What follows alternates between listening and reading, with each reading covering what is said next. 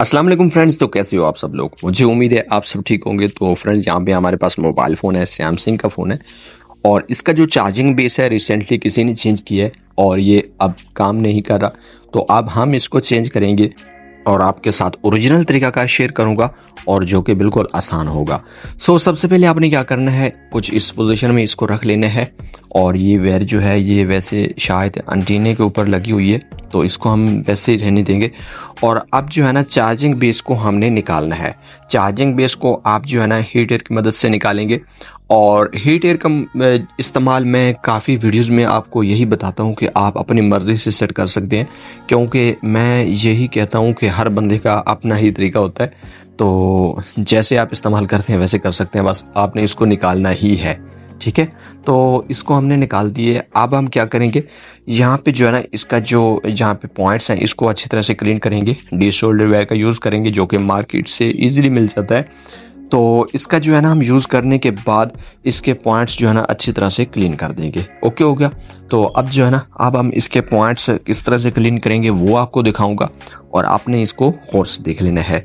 तो वीडियोस को पूरा देखा करें ताकि आपको मुकम्मल मालूमात मिल सके, क्योंकि मैं कोशिश करता हूँ आपको जो है ना मुकम्मल और अच्छी तरह से गाइड करूं ताकि आपको जो है ना बार बार ये चीज़ें फेस ना करनी पड़े। ठीक है, तो अब जो है ना यहाँ पे जो है ना हमने वेयर को थोड़ा सा काट दिया, क्योंकि ये जो है ना शोल्डर इसने निकाल दिया था तो ये बिल्कुल ख़त्म हो जाती है। उसके बाद इसको आगे से जो है ना यहाँ से थोड़ा सा स्किप करना पड़ता है। ठीक हो गया। तो इसको जो है ना हम कुछ इस तरह से लगाएंगे और आपने जो है ना थोड़ा सा इसके ऊपर लगा के रखना है, ये खुद ही शोल्डर को रिमूव करेगी और ये बिल्कुल आसानी से काम हो जाता है। ठीक हो गया। उसके बाद आपने इसको साफ़ कर लेना अच्छी तरह से। तो आप CTC यूज़ कर सकते हैं या पेट्रोल यूज़ कर लें, बेस्ट है। तो ये दोनों चीज़ों से आप इसको अच्छी तरह से साफ़ कर सकते हैं। वैसे मैं पेट्रोल ही यूज़ कर रहा हूँ, ये भी आपको बता देता हूँ। और अब देखें ये जो है ना बिल्कुल अच्छी तरह से क्लीन हो चुका है। और इसका क्लीन करने का मतलब ये है कि एक तो आपको पता चलता है आपके पॉइंट्स कैसे हैं, आपके पॉइंट्स अच्छी तरह से क्लियर हैं और कोई पॉइंट्स डैमेज तो नहीं है, ये सारी चीज़ें आपको पता चल जाती हैं। ठीक है, तो आप देखें ये माशाल्लाह ये बिल्कुल क्लियर हो चुके हैं इसके पॉइंट्स। अब हम क्या करेंगे, और मैं वैसे हर वीडियोज़ में आपको यही रिकमेंड करता हूँ कि आप जो है ना इसके ऊपर ओरिजिनल बेस का यूज़ किया करें। और ये सारे मॉडल की, सैमसंग की तो वैसे सारे मॉडल की मिल जाती हैं, बाकी जो कि चाइना के फ़ोन आ रहे हैं दूसरे आप कह सकते हैं ओप्पो वीवो के या टेक्नो इन्फिनिक्स के, उन पे भी ज़्यादातर बेस सेम ही चल जाती है। तो यहाँ पे जो है ना यहाँ पे इसकी ओरिजिनल बेस पड़ी हुई है मेरे पास। अगर आपके पास ओरिजिनल बेस है तो आप जो है ना इसको अच्छी तरह से लगा भी सकेंगे, डाटा भी करेगी, चार्जिंग भी फास्ट करेगी और जो है ना ये चार्जिंग बेस लॉन्ग टाइम तक चलेगा। ठीक हो गया। तो ये ओरिजिनल बेस जो भी हो आपकी वो मार्केट में इजीली मिल सकती है। ठीक हो गया। तो अब यहाँ पे देख सकते हैं मैं वैसे रख रहा हूँ, यहाँ पे देखें मैंने वैसे रखा हुआ है चार्जिंग बेस को, और आपको पता चल जाए कि ये जो है ना ओरिजिनल भी है। और यहाँ पे इस तरह से फिट हो गई है जैसे इसको हमने लगा दिया है, लेकिन अभी तक लगाया नहीं है, वैसे आपको दिखा रहा हूँ अच्छी तरह से। यहाँ पे देखें इस साइड से और दोनों साइडों से अच्छी तरह से एडजस्ट हो चुकी है। उसके बाद मेन इंपॉर्टेंट बात यह है कि इसके जो बाइक साइड पे पॉइंट्स हैं चार्जिंग के और डाटा के, इसको आपने गौर से और अच्छी तरह से सोल्ड कर लेना है। अगर कोई पॉइंट्स रह जाए तो उसको आप दोबारा से कर सकते हैं, अगर कोई आपस में अटैच हो जाए तो उसको जो है ना आप दोबारा से टच करके तो अलग कर सकते हैं। ठीक है, तो यहाँ पे जो है ना यहाँ पे हम इसको मज़ीद ही अच्छी तरह से सोल्ड कर लेते हैं, क्योंकि अगर ये पॉइंट्स आपके मुकम्मल तौर पे सोल्ड हो जाएंगे तो मदरबोर्ड के ऊपर ये तो काम भी अच्छी तरह से करेंगे और जब इसको आप लगाएंगे तो ये बिल्कुल अच्छी तरह से लग जाएंगे और बाद में जो है ना प्रॉब्लम भी नहीं करेंगे। ठीक हो गया। तो अब जो है ना अब हम इसको अच्छी तरह से साफ़ करके देखते हैं क्या कोई पॉइंट्स आपस में अटैच नहीं है। अगर कोई पॉइंट्स अटैच होता है तो उसका तरीकाकार भी मैं आपको बता दूंगा। यहाँ पे जो है ना एक पॉइंट्स मुझे लग रहा है जो कि टच है, मतलब दोनों पॉइंट्स आपस में शॉर्ट हैं। तो इसको अब हमने क्या करना है, यहाँ पे थोड़ा सा आपने शोल्डर एरर टच करना है बस। तो उसके ऊपर कोई आपने शोल्डर नहीं लगाना, बस ऐसे ही टच करना है तो ये अलग हो जाएंगे। अगर नहीं होते थोड़ा सा पीस लगा के फिर से टच करें और ज़्यादा टाइम आपने इसके ऊपर नहीं लगाना, क्योंकि ये जो होता है ना ये प्लास्टिक होती है, इसके ऊपर से वो ख़राब हो जाती है। चार्जिंग बेस आपका मौके पे तो काम कर जाएगा लेकिन कुछ ही दिन में फिर ख़राब हो जाएगा, मतलब 5-7 दिनों में। तो ज़हरी सी बात है, आपका कस्टमर अगर कोई चार्जिंग बेस चेंज कराता है तो भाई 5 दिनों बाद तो उसका ख़राब हो गया तो वो कहेगा यार ये अच्छा काम नहीं किया। तो इसलिए जो है ना बेहतर है कि आप इसको हर एक पॉइंट्स को सेटअप बाय सेटअप फॉलो करें। और इसके बैक साइड के पॉइंट्स जो है ना, इस पे हम यही शोल्डर लगाएंगे जो कि आमतौर पे यूज़ होता है। कोई बीजीए पीस का यूज़ नहीं करूँगा मैं। और वैसे मैंने आपको जैसे कि स्टार्ट में बता दिया कि मैं ईजी टिप्स आपके साथ शेयर करता हूँ। तो यहाँ पे देखें, इसके जो पॉइंट्स हैं हमने थोड़े से इसके ऊपर सोल्डरिंग करके यहाँ पे चार्जिंग बेस रख दिया है। और अब जो है ना, आप चार्जिंग बेस को सेट करना है और इसके बाइक साइड के पॉइंट्स जो है ना वो हमारे लिए मेन है, उसको हमने अच्छी तरह से देखना है। चार्जिंग बेस के और मदरबोर्ड के पॉइंट्स बिल्कुल बराबर होने चाहिए। और उसके बाद आपने सोल्डर एयर की मदद से जो है ना, आपने 2-4 पॉइंट्स को कुछ इस तरह से टच कर लेना है ताकि आपका जो जैक है यहाँ से थोड़ा सा रुक जाए। ठीक हो गया।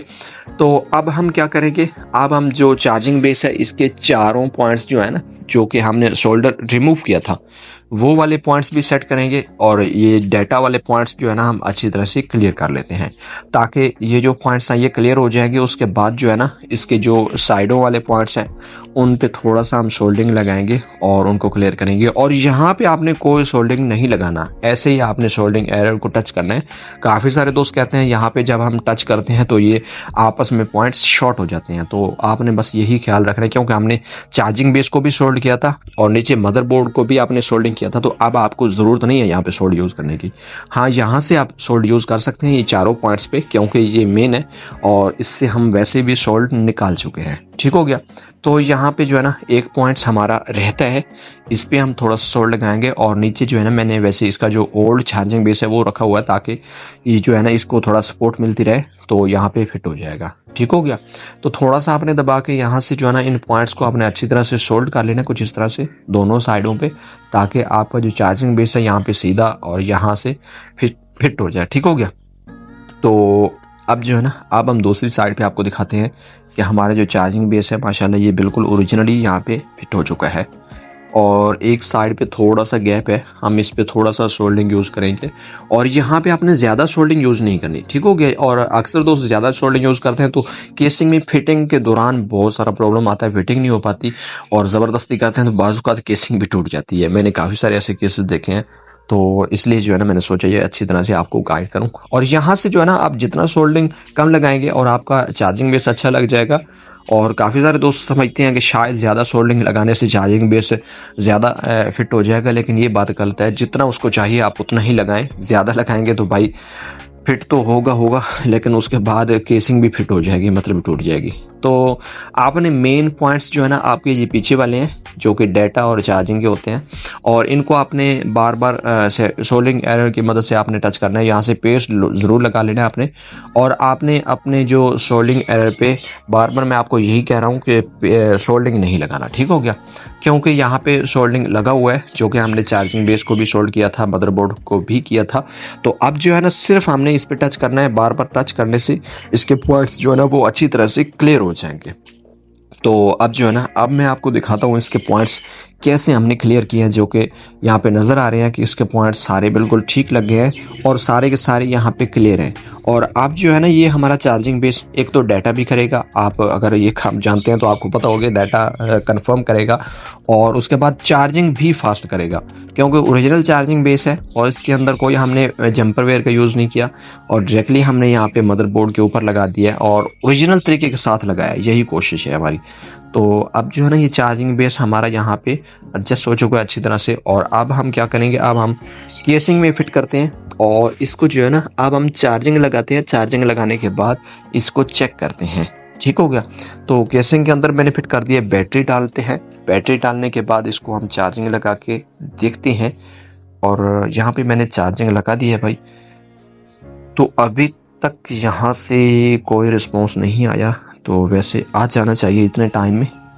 तो अच्छा, यहाँ पे देखते हैं, शायद मैं बैटरी की एलसीडी की शायद यहाँ पे स्ट्रिप नहीं लगाई। यहाँ पे देखें, एलसीडी की स्ट्रिप लगाते हैं, उसके बाद डिस्प्ले आएगा चार्जिंग कर रहा है या नहीं कर रहा। ठीक है, चार्जिंग को निकाल के दोबारा से लगाता हूँ और अब देखते हैं हमारा चार्जिंग काम कर रहा है या नहीं कर रहा।